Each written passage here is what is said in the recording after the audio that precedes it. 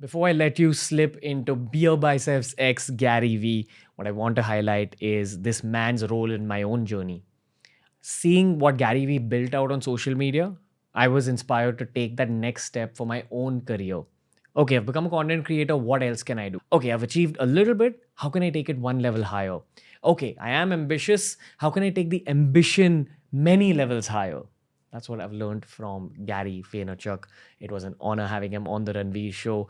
A big announcement for me in 2021 is that I've become an investor for the first time on a company called Ready Set Jet. Ready Set Jet creates some of the best cosmetics products, some of the best skincare products that I've come across. I'm glad to be an investor. And this concept of being an investor was placed in my mind by witnessing Gary Vee's journey. Thank you. You're a big brother to me in the world of social media, Gary Vee. Appreciate you being on the Ranveer show and opening up in the way that you did. For the listeners of this podcast, I'm going to allow you to slip into Gary Vee X Beer Biceps on the Ranveer show from now on.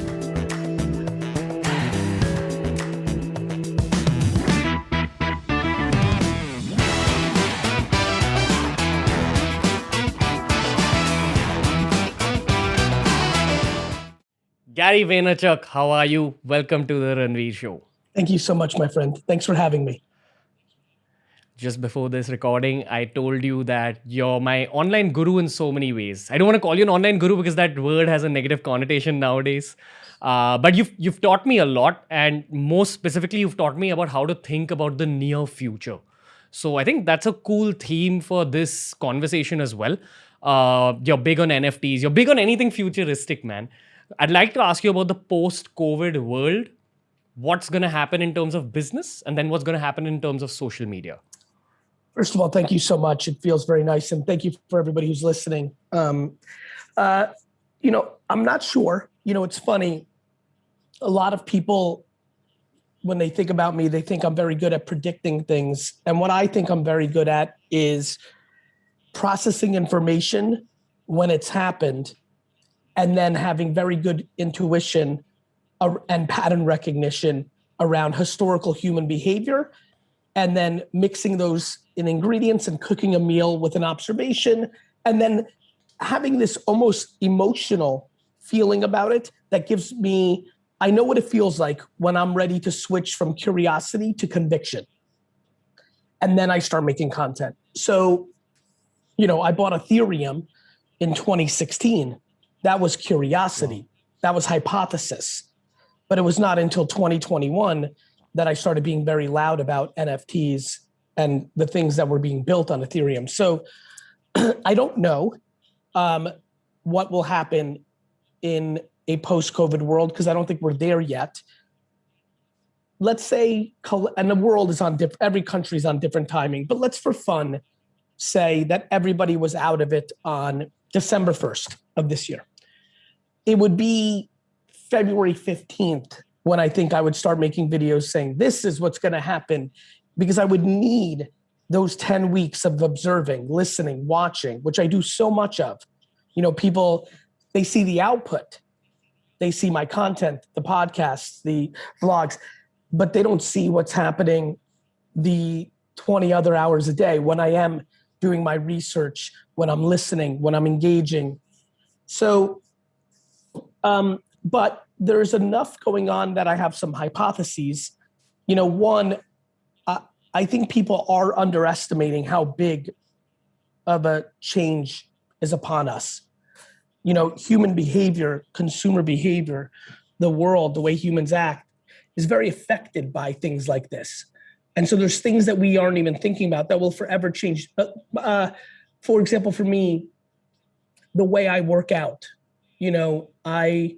I learned a lot what a little more sleep can do for my impact, right? And so, I don't want to work out in the morning as much.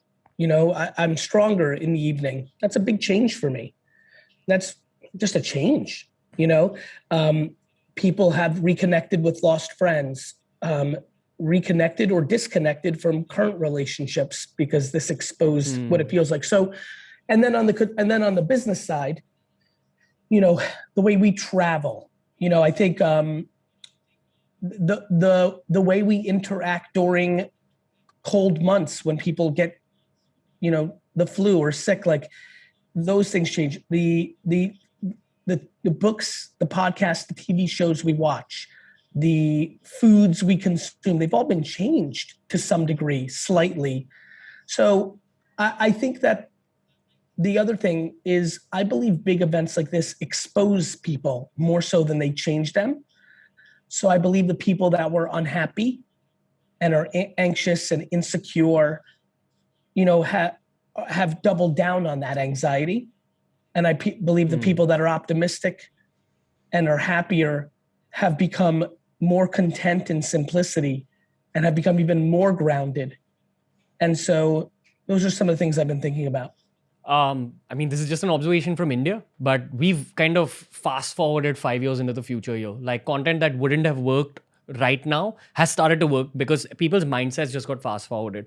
I also run a talent management agency where we work with a lot of teenage talent, and they're way smarter than what I was when I was a teenager. And that's a representation of the whole country and also the whole world because they grew up with social media. So the mindsets are fully different. My hunch is that with social media, people will consume even smarter content, which is why we see the rise of you or Joe Rogan or even our show. Like it got a 400% rise in downloads in terms of podcasts. Podcasts weren't a thing in India, say even a year and a half ago. And we just saw this explosion. We started doing regional language podcasts, like Hindi podcasts. And that's also starting to rise. And we're kind of going into lockdown again in this country. I feel like this will be really beneficial for the world of content. People will want deeper, richer content. And my hunch is that because people consume more social media, you exercise your brain muscle, you exercise your information muscle. Therefore, you want deeper, richer shit that will actually benefit your life. That's just my hunch. To your point, the amount of hours that the human being would spend on traveling from work, and they were always listening to the radio in their car or reading the newspaper on the train or whatever it might be, those hours got brought back in-house, and in-house, a phone or a laptop had the benefit of picking up a lot of those hours. So, yeah, I mean, I think the question always becomes, and I'm always curious about this, which is, what would have happened anyway? And then on an individual basis, anything could have happened. Everything would have been different if the world was open. Different people would have met different people for different reasons, and people make the world go round. But yes, I understand where your angle is coming from. Let's keep it moving. Yeah, Gary Vee, talk to me about NFTs. Like for someone who doesn't know anything about it, how would you introduce the subject and how would you want people to think about it going into the future? The way I had dinner last night with some friends, and I said, look, there's only been 2 other times in my entire life I felt like this. Once was when I saw the internet itself in 1995. And the second time was over a course of a few months, similar to this, where it became very obvious to me that MySpace and Facebook and YouTube and Twitter were going to change the world. And this Web 2.0, which later became social media, was going to be the thing. That's how I feel about, no question, that's how I feel about NFTs. NFT stands for non-fungible token. A token is something that you find on the blockchain. It's for what it really is a digital representation, a digital asset that can be as basic as most people see it now, which is just an interpretation of art or a collectible. And there are things on your shelf right now, right? That cup is not an active mug. That is a mug that is a collectible or a logo of your podcast. It's a representation, and we do that in real life. However, that's where a lot of people think it stops. And for me, that's just where it starts. The token has an underlining contract capability in it. All of these digital assets have the ability to have a contract underneath it. What does that mean? Well, it means that anything that has a contract on Earth is capable of being turned into an NFT. And contracts come in many forms. Contracts come in the form of a ticket to a sporting event. Contracts come in the form of selling someone a home. Contracts come in a reservation to a restaurant, a signed contract to do a meet and greet with your fans,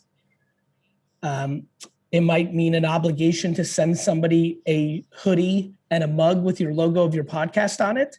So, tomorrow, I think people learn from examples. Tomorrow, your podcast is exploding. You say, everybody, I have an NFT and we made 1,000 tokens. And if you go on, 900 of the tokens, if you buy the token, it's a very cool piece of art. I've teamed up with this other, Indian artist, but he happens to live in Brazil, very inspired by that culture and our culture. And he's made some cool interpretations of the microphone, of the earplugs, of the words of wisdom that have come out of my podcast, the guests that have been on my podcast. And the first 900 of them, they just come with a mug and a t-shirt. So if you buy it, you come to the website, you connect your wallet, which holds your NFT, and you'll also get a mug and a t-shirt. Now, 90 of them are a token that is in silver. Same pictures, but in silver. Those 90, all of 90 of you, twice a year, I will have an event and you can come and listen to my podcast live with 4 special guests. Next, 10 of them are in gold. If you buy one of the 10, you come and have dinner with me for 1 hour each or together. Or 9 of them are gold and we have a 10-person dinner, me and the 9 people that buy the token. The platinum, there's only 1 platinum token that will be auctioned off. That has dinner with me and you will be on my podcast. That is the part of NFTs that people are not thinking about. After, though, people get now, that's fine. That's kind of like easy to understand. Here's where it gets interesting. In the contract, it also says that every time somebody sells a token, you get a 10% royalty. All right? So now we do this whole thing. A fan buys for, let's use American dollars because I understand it better, 80 American dollars, the hoodie and the 8 American dollars, the hoodie and the mug, and they have your token. Couple things. One, when friends in 2 years look at their public wallet, they'll see that they're a fan of you and they'll say, I listened to his podcast too. Oh my God, you've been listening so long that you got the original tokens. Got it? Social currency, like a blue check, like a follow count, like a subscription, like what your rating is on an Amazon podcast. You understand? So there's going to be currency in having the token, proving what you did and what's supported and what you liked and what you collect.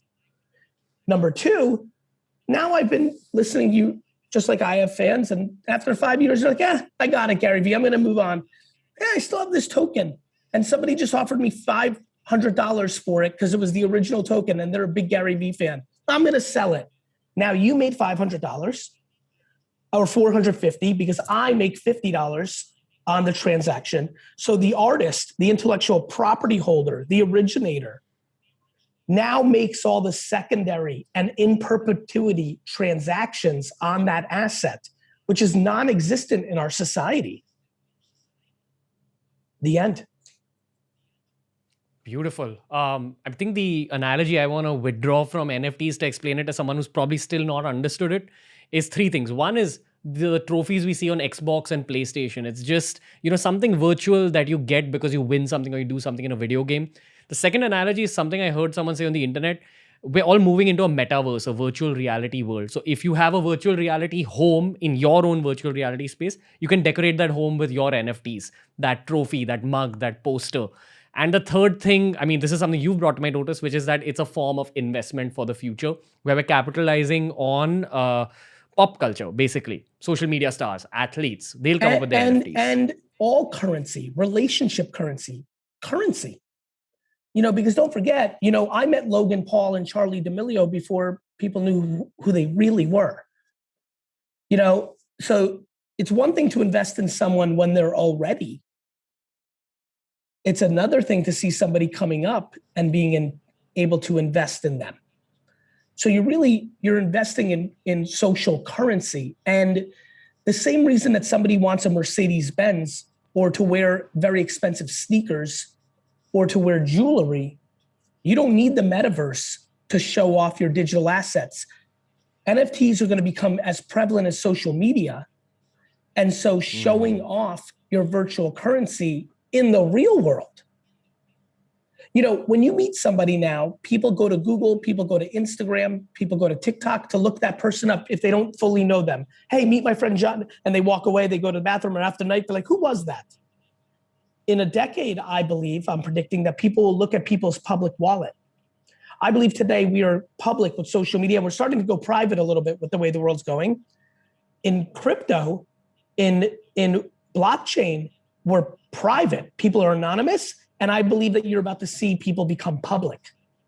And as people start having public wallets to showcase their tokens, you're not going to need the metaverse. I'm going to meet you at a conference. You're going to walk away. I'm going to Google you. Your wallet's going to be the second result, whoever wins that game. Or I'll just go to it because it'll be as prominent as Instagram. And I'll see that you and I both love Mbappe, the footballer. And that's going to make me, and I'm going to say, wow, you have the so rare Mbappe. And immediately that's no different than me saying, wow, you have those Sean Weatherspoon sneakers or those Off-Whites, or wow, you have, look at that. Why do people buy Lamborghinis? They don't buy it for any other reason than to show off or to show status. We are animals. The early cavemen and the early settlers, they would have, they would put paint on their face to show their status. Chiefs would have more feathers. Army would have more medals. This is what human beings do. This is what we do. NFTs are going to be the most scaled, most global, most universal language of communication through non-words. One of my business mentors always told me that if you want to ever make a high profit business, create status driven products. 100%. So that could be. That's a very good point. Whoever said that is very right. The difference between Chanel and Louis Vuitton and competitors that make the same product, same quality, but there's $1,000, $10,000 difference. Absolutely brilliant by whoever said that. That's exactly right. I want to talk to you about this theory that I've been thinking about for the last maybe month or so. I constantly ask myself what the future of social media is. Everyone thought Facebook was the ultimate thing and Instagram came in. Everyone thought Instagram's the ultimate thing and now new things are coming up. My hunch is that there's going to be niche social media in 5 to 10 years. People are going to break away from the popular platforms and go into niche platforms where it's thematic social media. And we are seeing bits and pieces of that sprout up. But I feel it's a design game and it's a user interface game. Whoever creates the best designed social media platform, whoever has the most easy interface is going to win. And then social media is going to be broken up into niches. I'd love to know what you think. I think, I'm not sure if it's niches, though it could be, but even if it starts off as a niche, if it's highly successful, it will get broader. Look at things like Discord. Discord was a niche. It was for video games, but then it became for everything, right? Instagram was for photographers. And then it got bigger, right? Facebook was for college kids. You couldn't even have an account unless you had a college, right? So I would say that, even if you went as niche as a social network for football fans or cricket fans, do I think if it was built properly, that other people would say, well, I'm a cricket fan, but I also like chess, so I'm going to start another room or another account. So niche goes to scale. I would say it's more about the person that figures out the vulnerabilities. Let me explain. Humans by nature are incredibly insecure. When social networks start, they tend to be nirvana, very good, very nice. I've been there for all of them. They all started nice. And then as it gets older, it becomes more cynical and it becomes more negative and the environment becomes more difficult. 2 years ago, the amount of negative TikTok comments was very low. And so I think that I was thinking about a social network the other day, almost rebuilding Instagram, only pictures, no video, only pictures, not showing follow count and likes, not showing comments, only allowing very basic plus and medium and low, because you want to let people communicate. So literally maybe thumb up, hand even, thumb down, and that's it. And my intuition on that is right now, everyone needs a mental break from the judgment and the anxiety that everyone gives towards them. And so I wouldn't even show the data to the user. I would not even show them how many likes or thumbs down they got. It would be there because you want to build community. But I think that there's something to that, for example. Or like we saw with Clubhouse, it was audio in a group. So it's something we're not thinking about right now. Maybe it's AR. The whole social network every photo has to be an AR execution or not a photo, just the execution of the content. So there will be something. What social networks have absolutely proved, is that they are like television shows and television networks. They ebb and flow. Some will have 2 years, 3 years like Vine. Some will have 15 years like Facebook. Some will have 5 and 6 and 10 and 0 months or 6 months or 6 weeks. And that's what's happening. There's a very cool product I'm working on my life outside of being a creator. Don't want to talk too much about it on the podcast. Maybe I'll tell you offline. But it is in the self-improvement space. And we are going with that niche social media kind of vibe there. There's also a gaming aspect. I feel people want things to do going forward. They want to engage their head in a certain way. So maybe I'll tell you about this after the podcast. But while we're on the podcast, this is going out to your Indian audiences. You have a massive Indian fan base. I don't know how aware you are of that, I'm very but aware. You're really, really big in India. I'm aware. Okay. Thank you. So couple of questions. Again, coming back to the product I'm building, we're targeting the world as our market because we feel Indian startups aren't thinking like that. Indian startups don't want to sell to the world. Therefore, they kind of target India itself. But I feel that India has products that you can sell to the world. Yoga is a great product like that. It's a soft product. It's a concept that you've sold to the world. But there's like a pyramid of products that the world doesn't know about that some Indians know a lot about. So that's what... I agree with that a lot, actually. I like that hypothesis a lot. Yeah. And that goes for any culture in the world. You always have something from your culture that you can sell to the world. So the question to you is a couple of things. One, what's your advice for Indian entrepreneurs / content creators? And two, how's the world looking at India from the outside? Because maybe we're blindsided to that as Indians. Great questions. Let's start with the second one. I think in the business community, people understand the sheer size of the market. I think in general, the most thoughtful people in business and geopolitical ponderers are thinking about nationalism on the rise all over the world. China, America, India, Brazil, right? So I think that's an interesting, when I get into my most thoughtful conversations, I think people wonder about America, Russia, China, India, Brazil as, well, if they put up walls to each other, because we went through this huge globalization, what will that mean? What's the opportunity? India's got a lot of people and it's continuing to grow. So if that happens, that's a very exciting place to do business.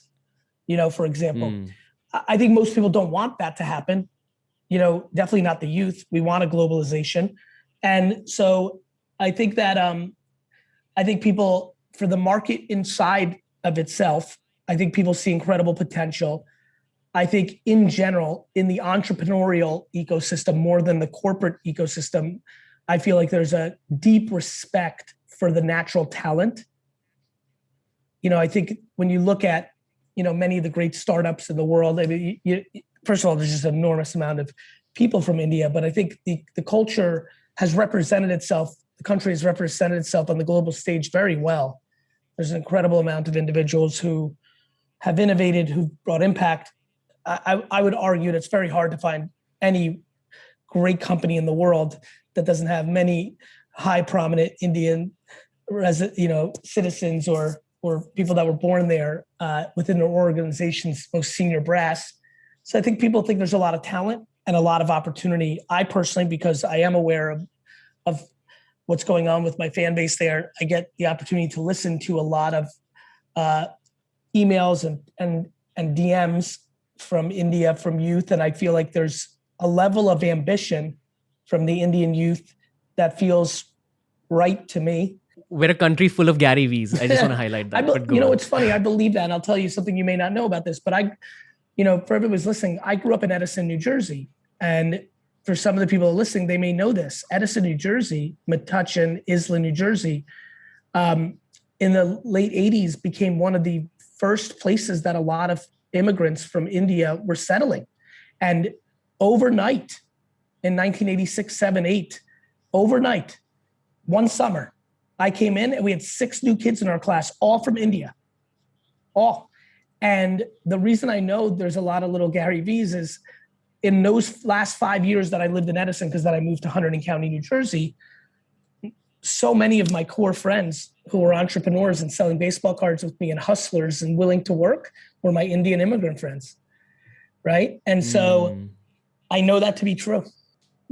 The other thing that has been prevalent, because I gave a lot of thought to this podcast and what I wanted to say, so probably the last couple of weeks, I paid a little more attention to the DMs and interactions I've had with Indian fans.